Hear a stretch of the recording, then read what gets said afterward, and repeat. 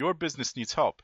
56.1 million employees are employed by small businesses in the United States, and 99% of all U.S. establishments are small businesses under 250 employees. That means that your business should be listening to the only podcast dedicated to small business success. That's Growth Success Radio, growthsuccessradio.com. Welcome to this week's episode of Growth Success Radio.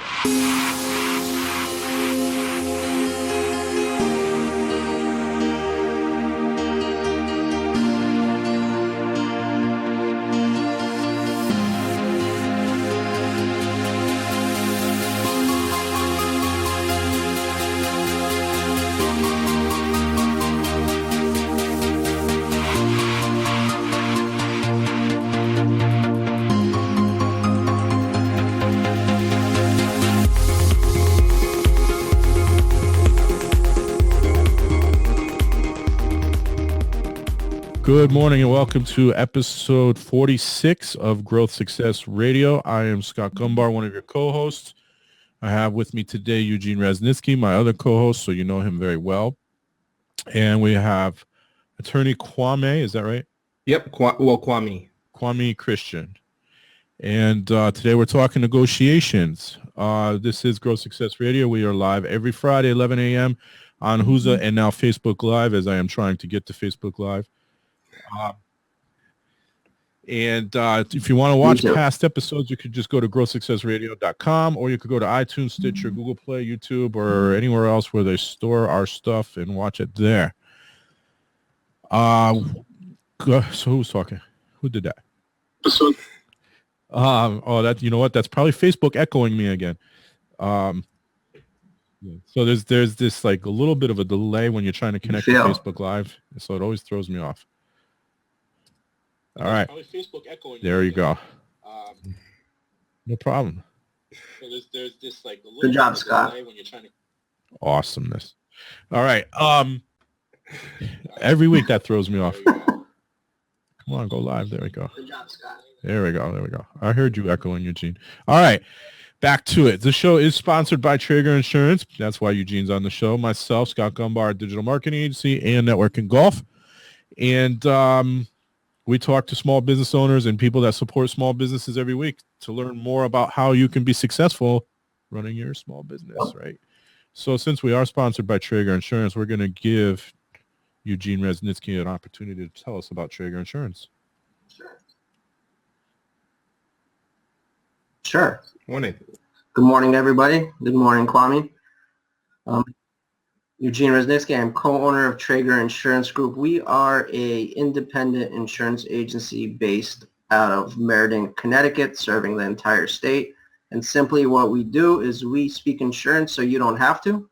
My role within the agency is president of commercial lines, so I primarily deal with business owners and helping them speak insurance and cover the what-ifs in life that might potentially damage their business. And as I mentioned, I am the owner of a digital marketing agency, which means that I take things like Google and Facebook and Twitter, no longer Vine though, and I help you grow your pockets, help your business grow their pockets, I should say. We shouldn't really be growing our pockets too much.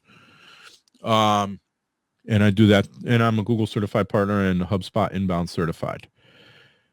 Alrighty. So Eugene, any insurance updates on the anniversary? I know this week is the anniversary of Hurricane Sandy. Yeah. So thankfully we don't have any hurricanes in the forecast or any major storms in the forecast this year. But I did just read an interesting article about IBM Watson. Yep. So I don't know if you guys know what Watson is, but Watson is like massive. Well, it's not massive anymore. He used to be massive. It's a supercomputer that IBM has that does all types of calculations. So there was a 60-minute episode where they're talking about Watson's being used in the medical world to help find diagnoses that other doctors can't, just because Watson can read all the articles that come out in like 30 seconds versus a doctor would never be able to do that. So the reason why I mentioned Watson is now there's talks about Watson getting into the insurance world and helping with the actuaries to find proper rates, because Watson can crunch numbers a lot faster than any actuary. Yes, or you know what? group It's of funny now actuaries that you're can. talking So about I it. thought I that did was hear very something interesting. about Watson this week and how it can read stuff so much faster than doctors and lawyers. No disrespect, Kwame. Yep. Yep. In my world, I just hinted at it. Vine is shut down as of today. Twitter has, I guess, given up on it. You know, a lot of people seem to think that that indicates the end of Twitter. I don't believe so, because Twitter has invested more resources into Periscope. So Periscope now allows for more things than it used to. So I don't think the end of Twitter is here. I know that they lost all the potential buyers, but Twitter's not going anywhere. It is still one of the largest social media platforms, and it is investing in areas that it wasn't investing in before. I think they just realized Vine can no longer compete with the likes of Snapchat and Instagram. So no more Vine. Sorry, Vine superstars.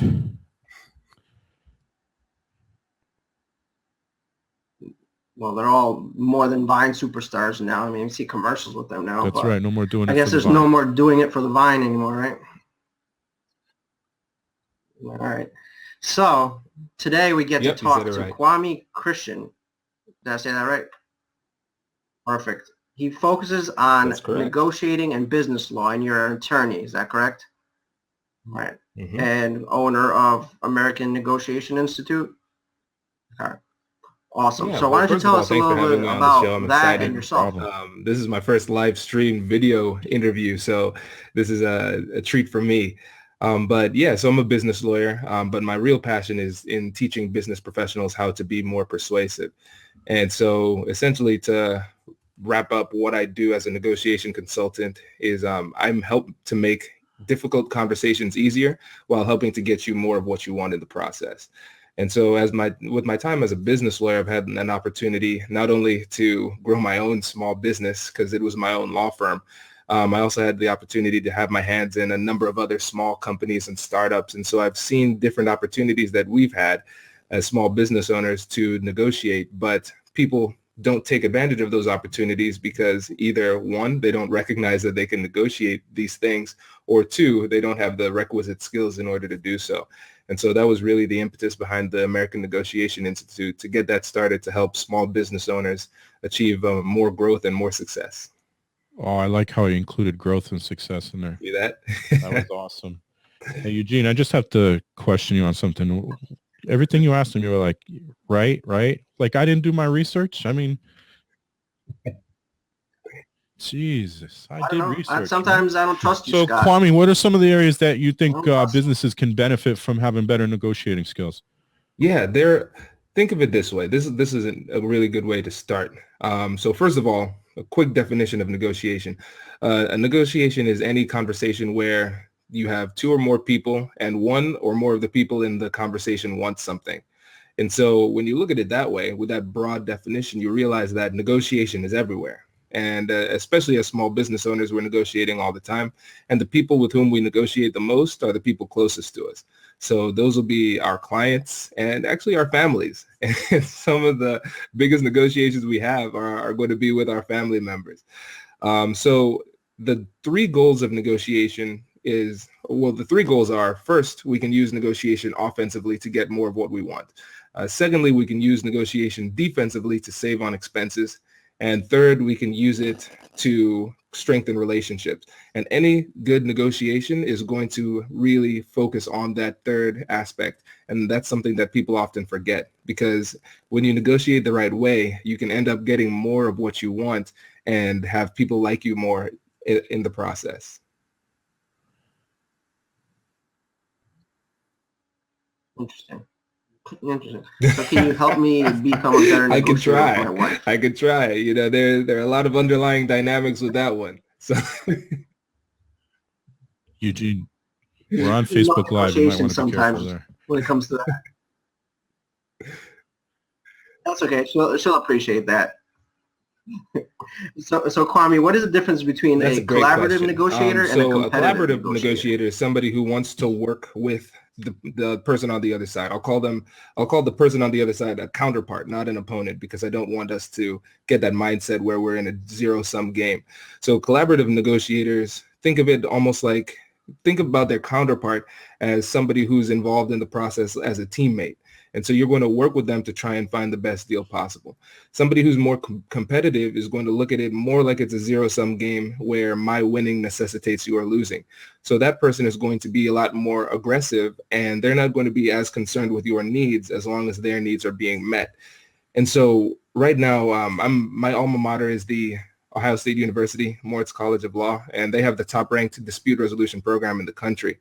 And so I'm one of the assistant coaches for their negotiation team. And so what you see is now in negotiation academia, people are focusing on the collaborative style because it's prettier, and if both people in the negotiation are using the collaborative style, it works really well and you create a lot of value and everybody wins.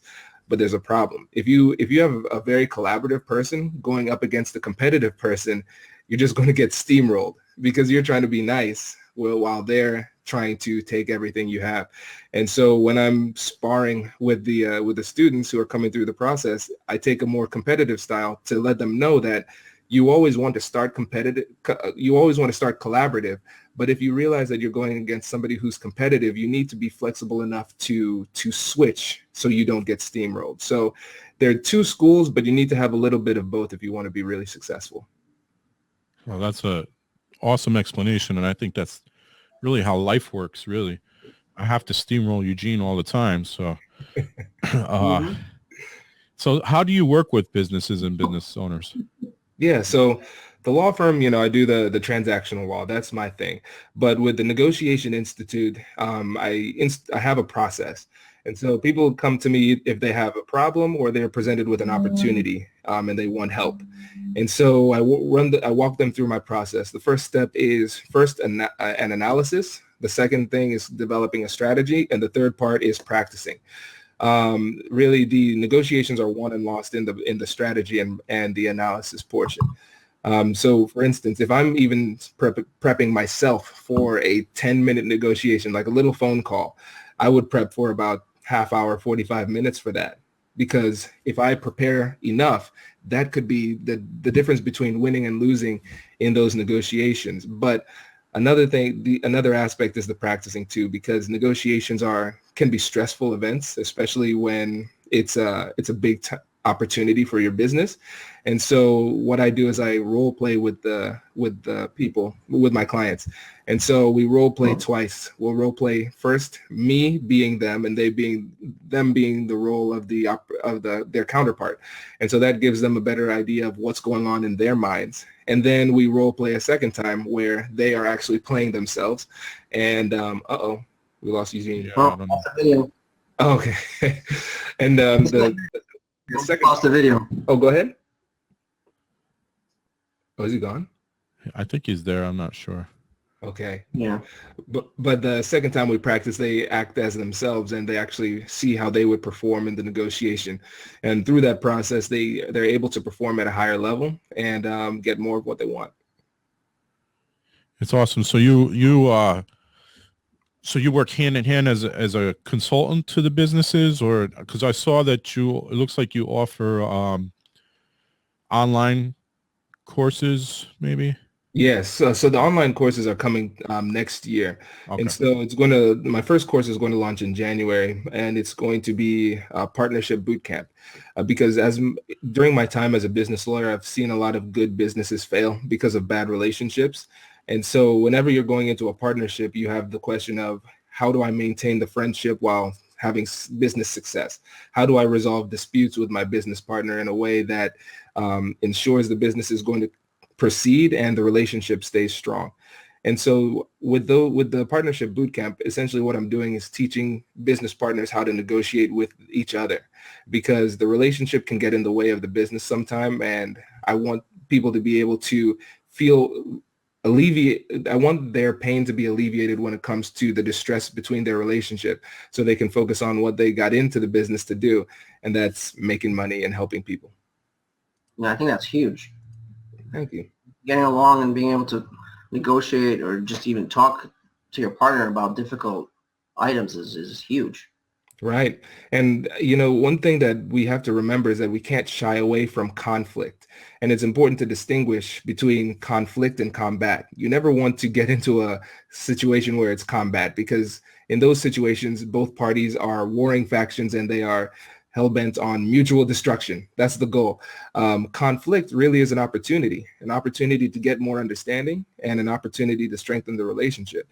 And it's important to note, with negotiation in this context between partners and negotiation in general, negotiation is the art of deal discovery, not the art of deal making. Sometimes there isn't a deal despite how much you try.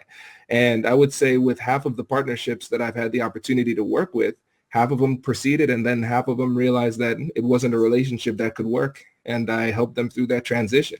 And there's benefits on both sides. If you're going to stay in the business, have a solid foundation with the relationship so you can move forward with confidence. And if you're not, how do we have that conversation and how do we negotiate with each other to create a peaceable end to the business? Yeah, and if you're still having a hard time understanding the difference between conflict and combat, just spend 10 minutes on Facebook looking for Hillary versus Trump. Oh my God. You'll see the difference right away. Okay. That's my public service announcement for the week. I think that's all combat. I don't think there's Pretty much at this point with a week and a half left. Yeah. Yes. So I want to take this break that I just instituted there.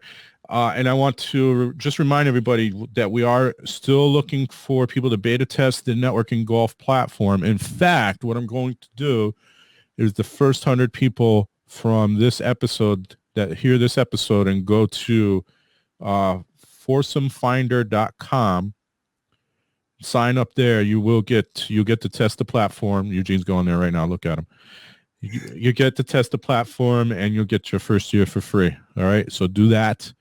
And you'll be able to play some golf with some people. I know up here we got our first little snow yesterday. It wasn't much, but we got our first snow yesterday, Kwame. I know you're in Ohio, so I know you know what that means. Oh yeah. Oh my gosh, I'm not ready for that. No, neither were we.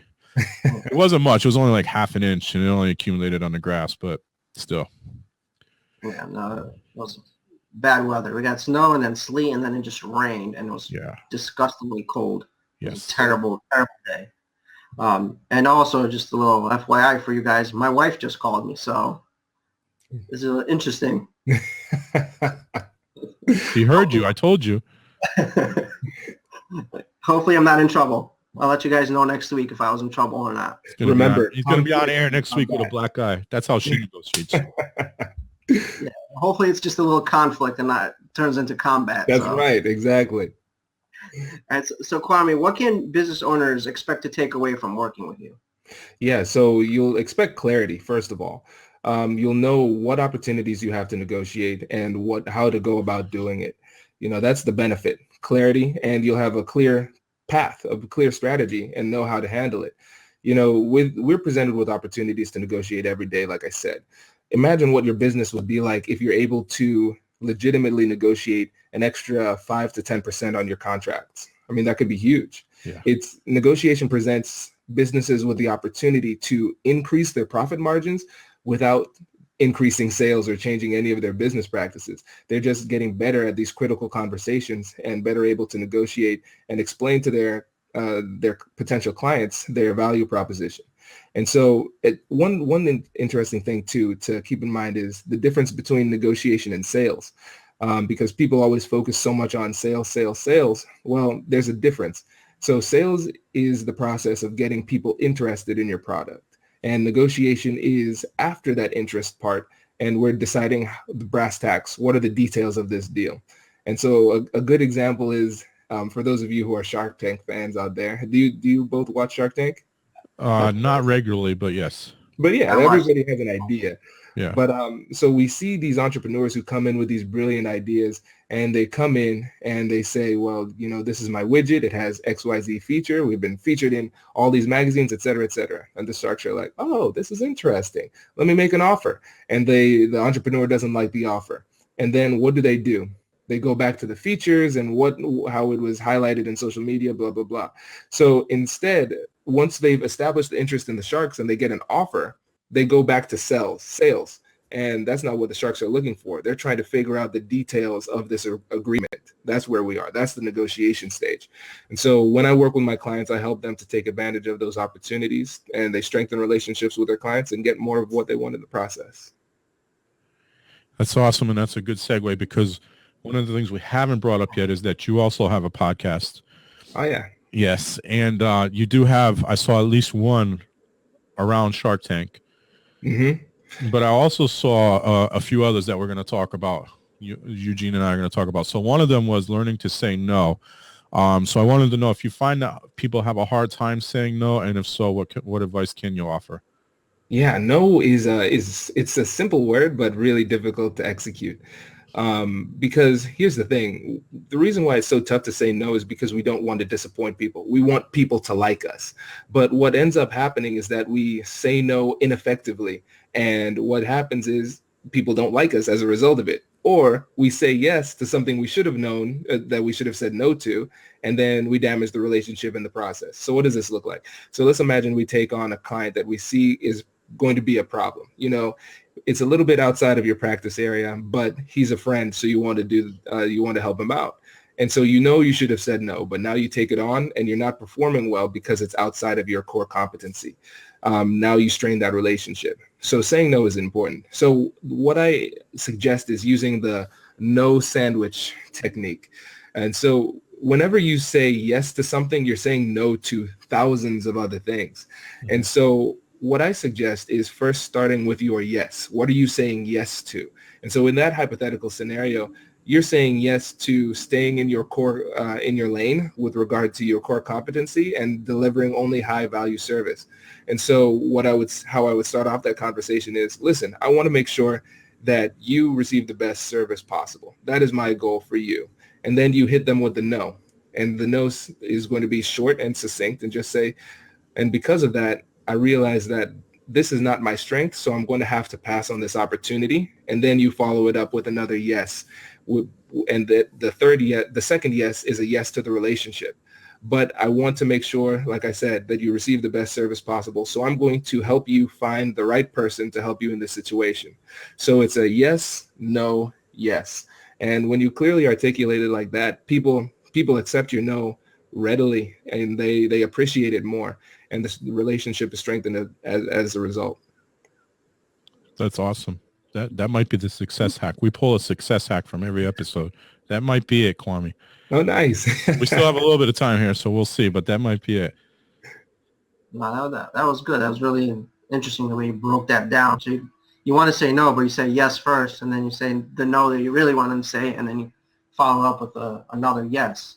Exactly. And when you do it like that, I've used that a lot of times with clients. And when you explain it like that, they readily accept it. I've never had pushback in that regard. Well, and they also probably respect you more because you're saying, a lot of times people are always used to hearing yes. So when you say no, but you say it that way, I think they respect you. Like, wait, this guy is, serious. Exactly.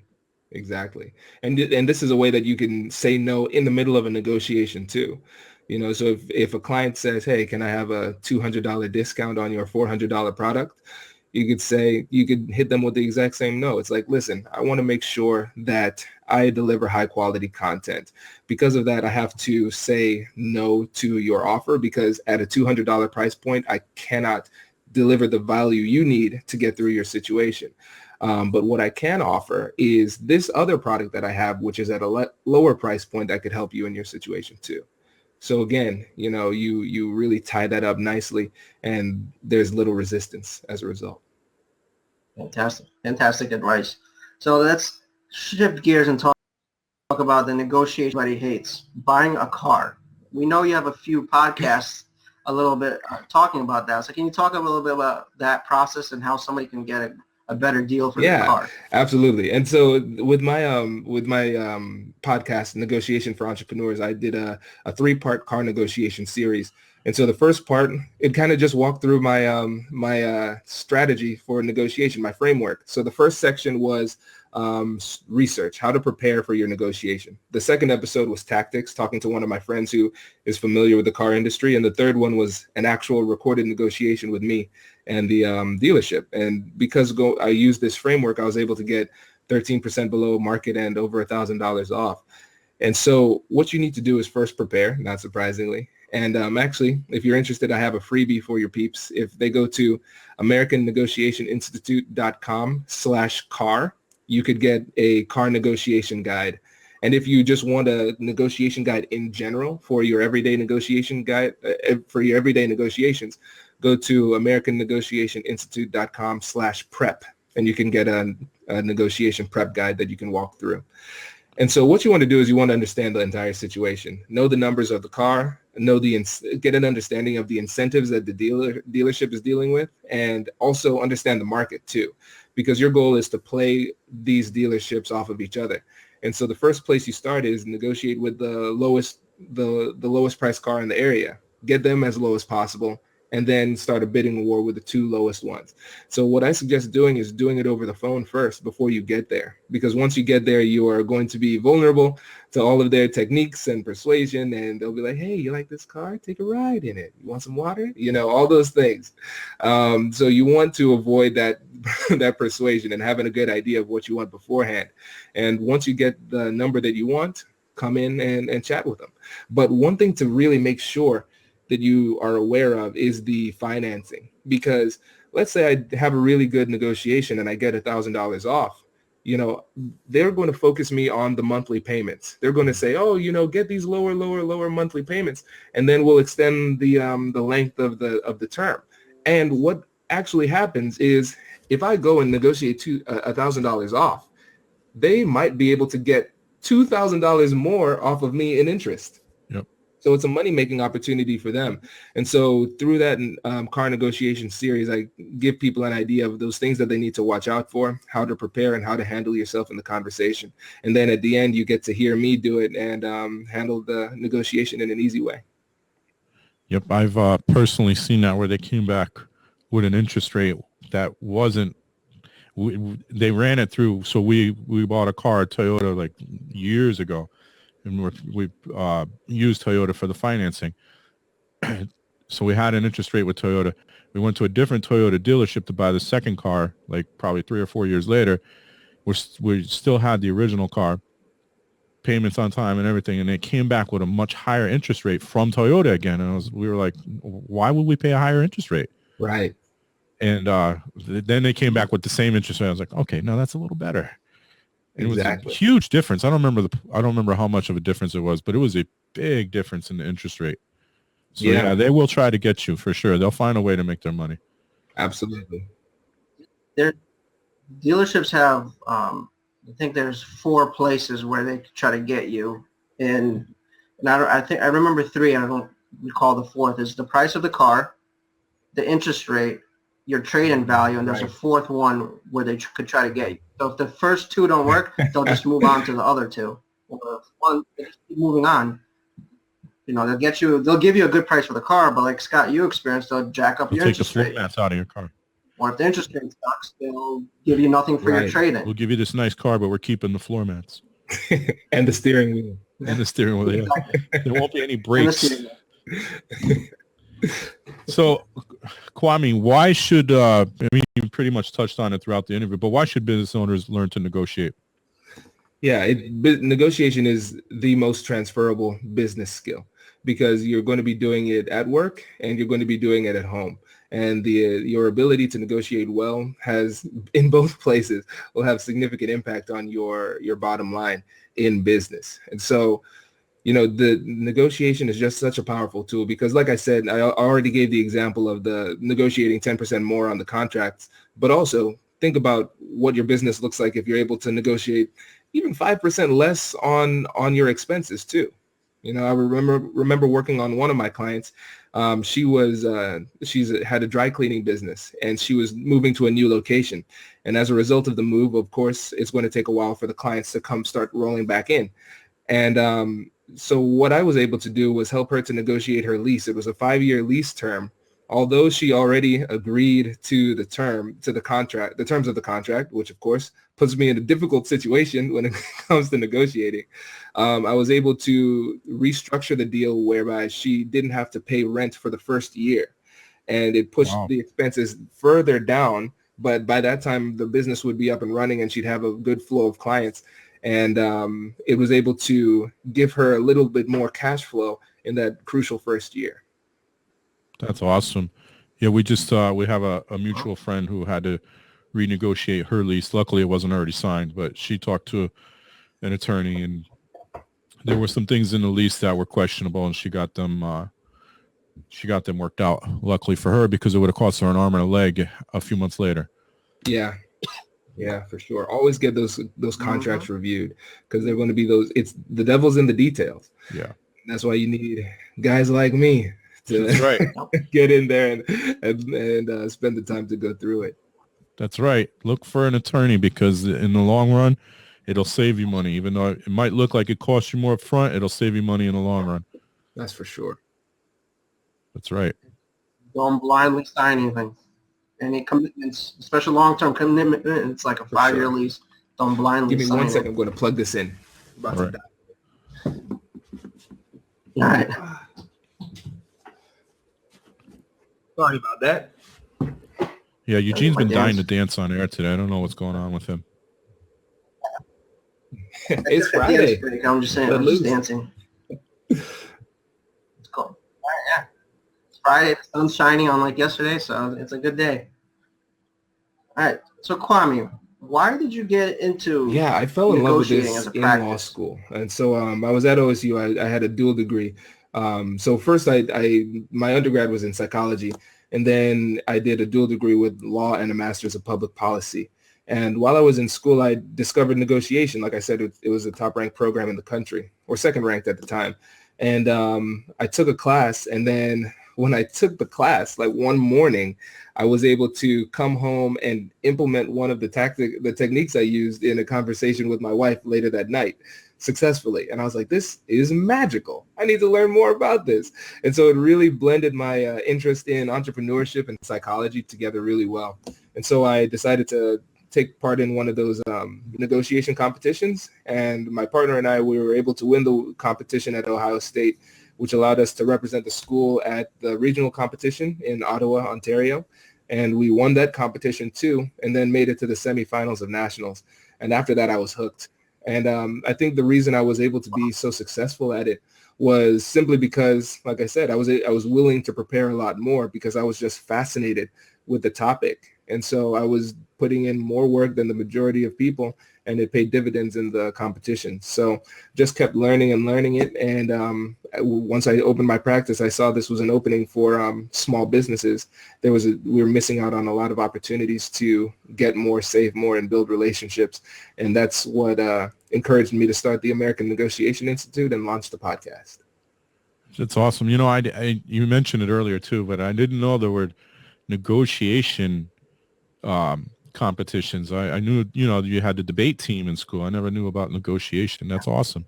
Yeah, it's pretty cool. And I've implemented that a little bit in my my negotiation seminars now too, because we have an interactive lecture at the beginning, and then we have a simulated negotiation, so people get to practice in a safe environment too.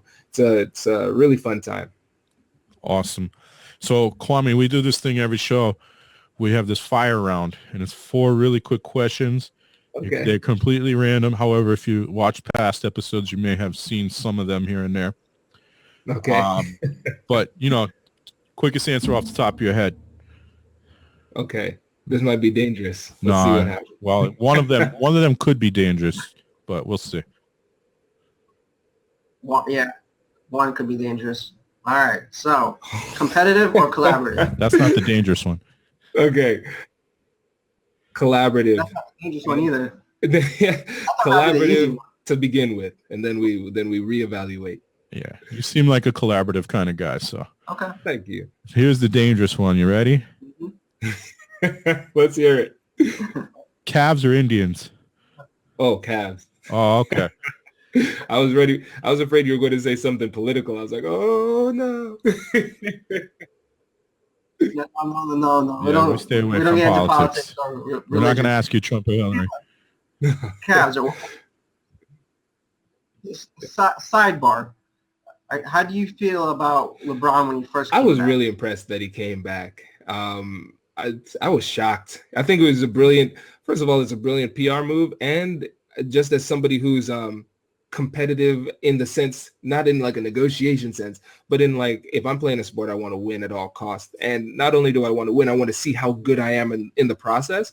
I really respected him taking that challenge, because he could have just, created super teams. He could have done the Kevin Durant method, but he wanted to go home, win it at home, and see if he can do it. And he tested his mettle and he got it. I was just so impressed with that.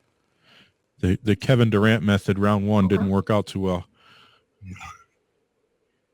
They lost by almost They 30. did? I missed that. Yeah, they got beat down. Oh, that's awesome. I need to check the highlight. And At home, I have not been a big LeBron fan, but I will give him this. The money he puts back into his community is huge.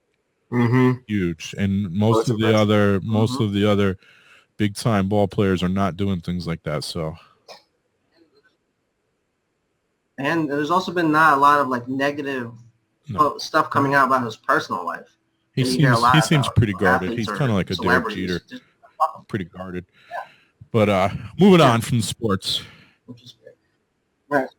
All right. Next question. Biggest passion outside of your business? There's so many ways to go with this. The easy answer is family. I have a wife and a son, 1-year-old. So I want to see that go well. But I think that's too easy. Let's go with tennis. Tennis is my favorite sport. Wow. Big time tennis, Derek. Awesome. No. Scott, weren't you like all-state tennis baseball, player? Football, but I was not all-state in either one. So, no. Best business advice you've received? Let's go to the book, The One Thing, and which is going to be huge for entrepreneurs. So focus on one thing every day until completion. Pick one thing and then just keep on and make that your business goal. And I think a lot of times as business owners, we underestimate the power that comes with focused attention, because as entrepreneurs, we're typically idea people, where we're constantly have a lot of options in our head. And so reading that book, The One Thing, and then implementing those strategies was really helpful. Yeah, I've heard something similar to that, where you focus on one thing until it becomes a habit. So, exactly. Yeah. Good advice. And I haven't heard of that book. I'll have to check that out. So Kwame, thank you for coming on, first of all. It was fun. So best luck in the future. And how can people get a hold of you if they wanted to talk to you more about American Negotiation Institute, or, any legal advice? Yeah. So the easiest way to connect with me is on LinkedIn. So Kwame Christian at LinkedIn, on LinkedIn. But check out the podcast, Negotiation for Entrepreneurs. And my contact information is on the website, AmericanNegotiationInstitute.com. But check out those freebies too. And use those to get more of what you want. It's .com/prep and /car for the car negotiation guide. Yep. I'm going to have those in the show notes, so they'll be there as well. You'll have to go to growsuccessradio.com for that, and I'll add them into when I share the episode. Next Friday, 11 a.m. Eastern, November 4th. We're in November already. Can you believe it? We have Dana Earhart Latif. That's crazy. She's going to talk to us about small business growth. So that'll be fun as well. We love helping our small business people, in case you haven't figured that out yet, Kwame. Any parting thoughts? Yeah, I just realized I forgot one thing. So for people who are in partnerships and want to strengthen their relationship with their partner, or people who are thinking of getting in partnerships, check out this other freebie, AmericanNegotiationInstitute.com/partnership, and run through that. It'll help you to figure out where the weaknesses are in your relationship and what you need to do to strengthen them. Awesome. Those will all be on the show notes. So if you didn't catch it, although they were pretty simple links, but if you didn't catch it, then there'll be a link to it after the show is posted, which should be later today. Perfect. Awesome. Eugene, any parting thoughts? Right. No, thank you for the I think he's already downloaded the car one. Great. I'm sure our listeners will love that. Awesome. All right. Go Cubbies. All right, guys. I'm a Yankee. I'm a Yankee fan, so I just, it's been 108 years. You gotta see the Cubbies win. I think it's a win-win for America with those comeback stories regardless. It is a win-win, and you know what? What makes both stories great is you have Francona versus Theo, which is they're both from the Red Sox, and then you also have Andrew Miller versus I always forget his name. The other closer, the one that throws 105 miles an hour. Why do I always forget his name? They were both on the Yankees earlier this year, so you have Yankee versus Yankee, Red Sox versus Red Sox. But if the Cubs win, Theo Epstein is a genius in the baseball world. Yeah. Mm-hmm. So. And the two longest guys. Yeah. That'd be crazy. Oh well. All righty, guys. They're back on today anyway. It should be nice and chilly in Chicago. All righty, guys. Have a good weekend, everyone. Enjoy it. Get out there, have some fun, and be productive. Grow your business. Yeah. Thanks, guys. Yep. Thanks, guys. Appreciate it. Bye.